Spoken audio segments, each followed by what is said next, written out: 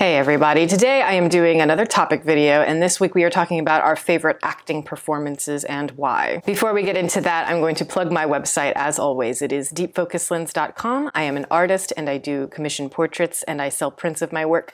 If that is something that you're interested in, you can always go to the website below. And if you have a question about a commission or a print, you can always email me. My email is in the description box below. The first one says, Louise Fletcher as Nurse Ratched in One Flew Over the Cuckoo's Nest. Just her presence alone scared the hell out of you. She carried herself into thinking she was doing right with patients by giving them medications and playing the same repetitive music over again, but in reality she was doing more harm than good. I also loved how Fletcher fixed her hair in the movie, making it look like devil horns. Yeah, Louise Fletcher is amazing in that film. I think by far she gives the best performance in the entire film. I just think that her subtlety in contrast to the, like the boisterous, very like scene-chewing nature of Jack Nicholson's performance is really amazing. And there's something so naturalistic about her. It's like, I love the idea that you never know anything about her. You never know where she came from. You don't know much about how she feels about things. All you see is what is presented in front of you, and I think that's probably the most chilling thing. This woman who represents authority in the most patronizing, most terrible type of way, especially how vicious and manipulative she can be. The key for me is how she wants Fletcher to stay at the institution because she thinks she can help him. I think that's a real turning point in the story for me in terms of how I view her character. She has very beautiful eyes, and when you see her, like when she got her Oscar for the film, she has a really beautiful smile. She's quite a lovely person, and yet she's so chilling and her features are so hard, and the iciness of her blue eyes are it's just very, very chilling. And I totally agree with you, the way that she does her hair. Everything about her is very presentable, very exact, very clean. Isabelle Huppert in Possession, probably the most intense performance I've ever seen by any actor on film. Ranges from immense physicality and blood-curdling screams to painful, subtle, glaring into camera. I've never felt so much watching someone perform. Yes, that is one of my favorite performances ever as well. And it is because, and I've talked about it so many times, it's just the fact that she's more ballsy, I think, than a lot of actors. She's willing to go places. I think a lot of actors are afraid to go to certain places and really push in terms of the physicality, afraid maybe to appear humiliated or compromised, ugly, whatever. And I really respect the actors who are willing to go all the way and really lose themselves within the performance, because I think one of the most powerful things about becoming an actor is when you can actually lose yourself. I mean, I know that it's natural for actors maybe to be a little bit more selfish or maybe more, they want attention naturally. But I think the best acting is when you yourself disappear into whatever type of emotion that you're conveying, and she absolutely does it. Everything feels as immediate as it possibly could. And I just feel like there aren't enough actresses like that. You see a lot of them, I think, more in Europe. In America, American actresses are less willing to take those risks. As an example, I reviewed The Neon Demon very recently, and I really like the film a lot, but I wasn't quite sure, and I didn't say this in my review, and I don't know why, wasn't quite sure about Elle Fanning as the main character, just because the whole idea is to be transfixed by this particular person in terms of, visually how they appear.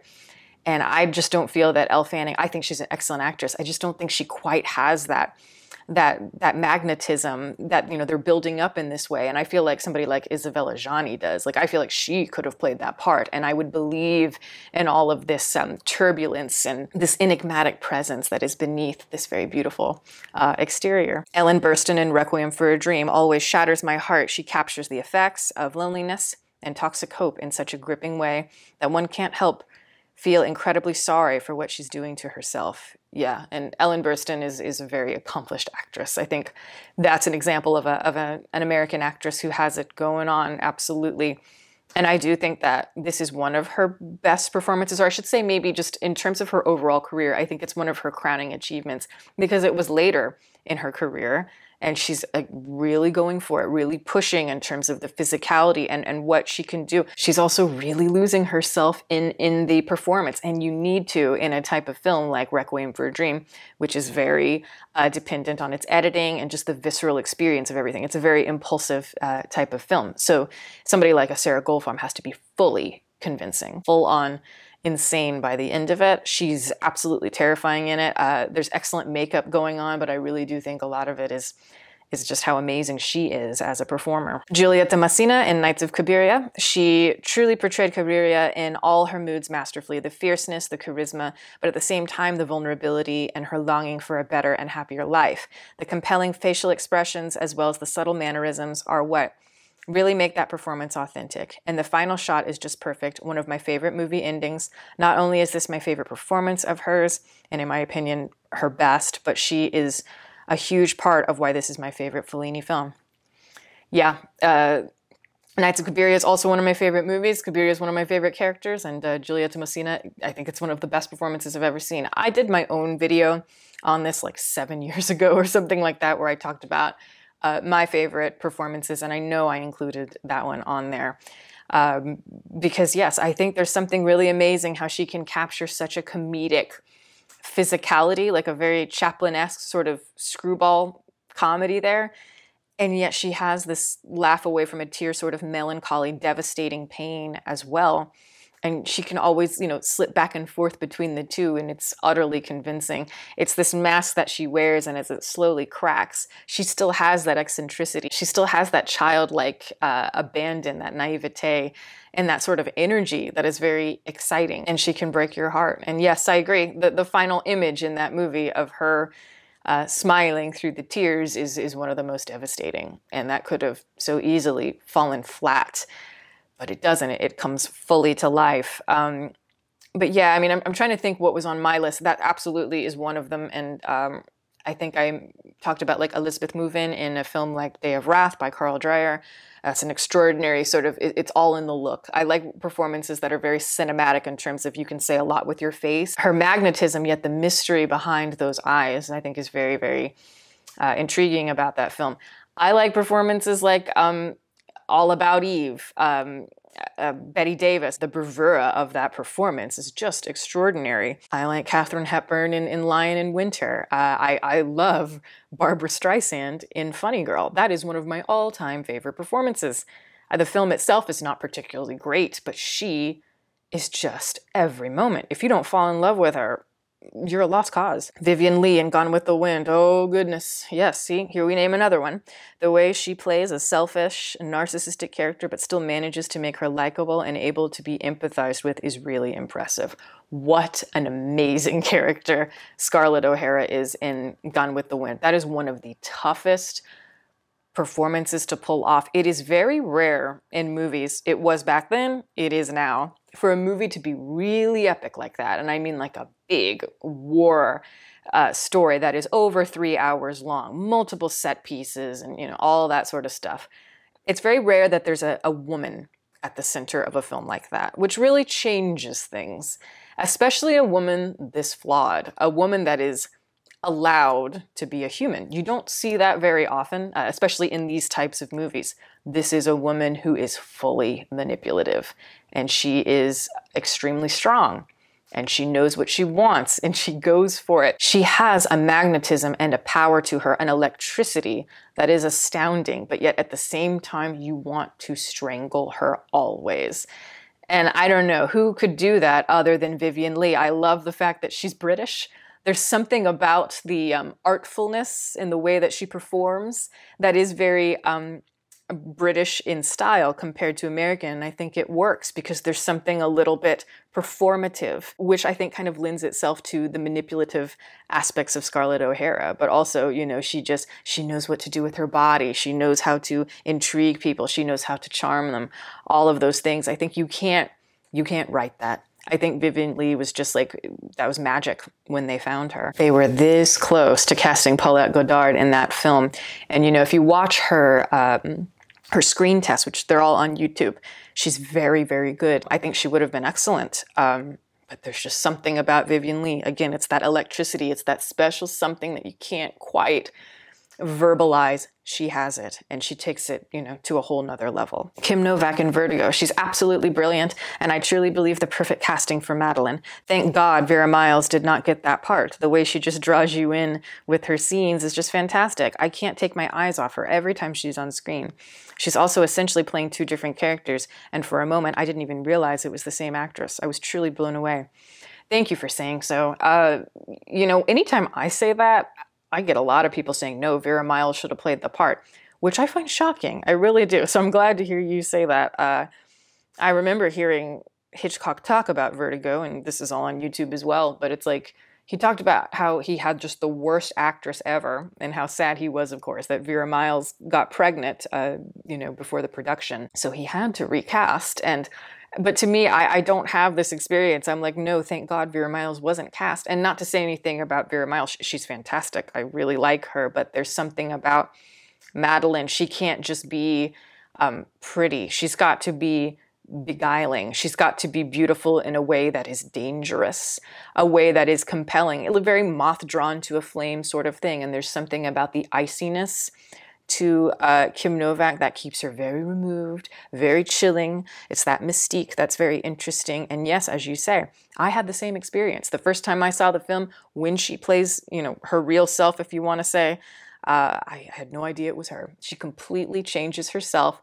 She changes the way she talks. She changes the way that she moves. And you can even hear her slip back into her real voice in the first half of the film when she's playing Madeleine all the way through. There are times where you can see Judy peeking through there, and it's just a more like all-American girl who talks maybe not so attractive as this woman she's pretending to be, this porcelain figure. And I find it all devastating in that second half. I think she's utterly convincing as just a wounded sort of bird, like, you know, somebody who's probably had a harsh life, perhaps been perceived in certain ways, maybe had traumatic experiences due to the way that she looks or, you know, wherever she was brought up. And because of that, she just can't love herself. She can't love herself and accept herself the way she is. And when other people can't, she must change herself for them rather than, you know, how it should be yourself.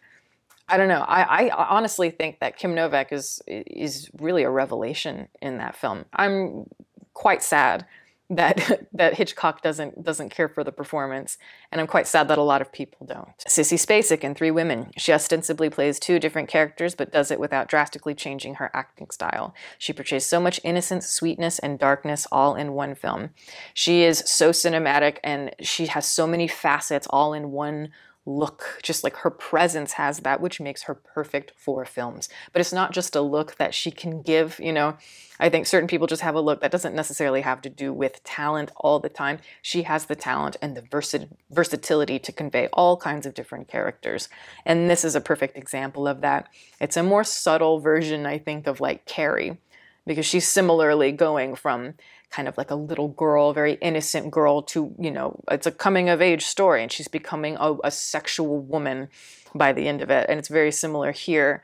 And she is so convincing in it. But as you can say, you can always feel the innocence and the sweetness and the darkness all throughout. Even when she does transition and becomes more sassy and sexy and flirty, all those things, it's like you can still sense who Pinky was before that. And there is something to Sissy Spacek, and just her voice is just very like, you know, there's something very innocent about it. It works really well in a movie like Badlands as well. But yeah, I mean, Three Women is one of my favorite movies of all time. And if you really love Sissy Spacek, this might be the role, my favorite role she ever did. Interesting. Charlize Theron in Monster. Such a demanding role, and she nailed it. When we see the movie, we can only see her as the character and not Charlize Theron. Without her, the movie wouldn't have worked the way it did. That's very interesting that you say that. I saw the movie not so long ago, and I had never seen it before, which is interesting because I'm very interested in Aileen Wuornos. And I think that's maybe why I didn't see the film, because I was worried that it was going to be very Hollywood sanitized. And it was. That's pretty much what it felt like. I wasn't a really big fan of the film, though I admired the direction. I admired, you know, the direction that they wanted to take it and make it more about the love story between Aileen and her partner, rather than having the focus on what would be a typical sort of biography in that sense. But I don't think Charlize Theron is bad in the film. She's solid for sure, and she did a lot, you know, to get into that role. The makeup is amazing, and you know, just her transformation I think is amazing, and she really tries. She really commits to it. It's just one of those things. Like it's kind of like what I was saying about the Neon Demon. There's just a disconnect for me between certain American actors compared to the ones that can be really vicious and turbulent and all of those things. A lot like somebody like Isabelle Huppert, or even Sissy Spacek. I think she has this sort of a terrifying power.